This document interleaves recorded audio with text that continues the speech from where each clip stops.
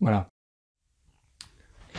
Hey! Avant que la vidéo commence, j'aimerais juste déjà vous remercier par rapport au retour au nouveau format en bref, parce que c'est vrai que j'ai eu que des retours positifs, alors voilà, merci. Et aussi, je ne sais jamais quand les remercier, mais merci aux abonnés fidèles et à tous les membres du Discord, les vrais quoi, ils se reconnaîtront. Alors oui, donc pour ceux qui savent pas, on a un Discord, en général on le communique pendant les lives. Si vous n'êtes pas prévenu des lives, faut mettre la petite cloche, parce que sinon YouTube il se fout de votre gueule, littéralement. Là le Discord, je vais le foutre en description de toute façon, hein, mais voilà, sachez qu'on a un Discord et que c'est sympa. Allez, c'est parti. La couche d'ozone, je suppose que tu vois ce que c'est. Et tu sais aussi qu'il y a un trou dedans. Mais est-ce que tu t'es déjà demandé quand il va disparaître? Et si il va disparaître un jour? Je vais répondre à cette question. En 1915, les deux physiciens français Henri Buisson et Charles Fabry découvrent l'ozone, et donc la couche d'ozone. Et en 85, on se rend compte qu'il y a un trou dedans. Et 12 ans plus tard, on découvre le groupe Ozone. Mais ça n'a rien à voir avec... c'était pour rigoler. Alors je vais déjà vous expliquer ce que c'est l'ozone, à quoi ça sert et pourquoi il y a un trou dedans, enfin dans la couche d'ozone. Alors l'ozone d'abord, c'est constitué de 3 atomes d'oxygène, et on n'en trouve pas beaucoup, enfin, à part dans la stratosphère. Alors la stratosphère, c'est une zone qui se situe entre 20 et 50 km au-dessus de nos gueules, et c'est là qu'il y a la couche d'ozone. Et les musiciens d'ozone, quand ils seront vieux, faudra leur changer leur couche. Faudra changer la couche d'ozone. Ferme ta gueule! Bon alors ça sert à quoi la couche d'ozone? On va pas qu'on se chope de cancer de la peau et que la nature se porte bien quoi. Enfin je veux dire, sans la couche d'ozone, la vie ce serait compliqué sur la Terre. Et on serait bombardé de rayons UV et la couche d'ozone ça absorbe les rayons UV.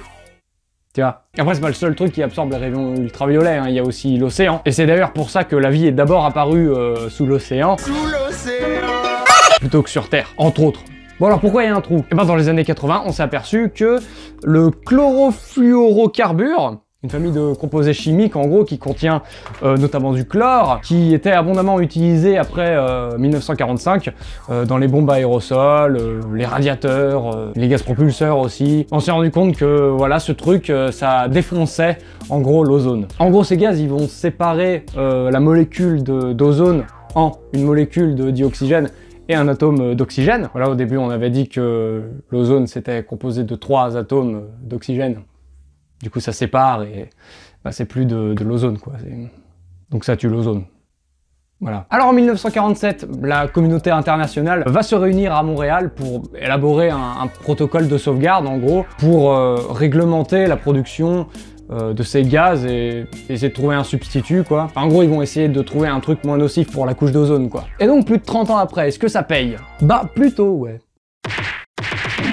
Alors selon les dernières études, le trou aurait diminué de 4 millions de kilomètres carrés, donc c'est pas rien. Et devrait normalement être totalement comblé d'ici 2050-2065. Entre les deux quoi, entre 2050 et 2065, mais bon c'est pas...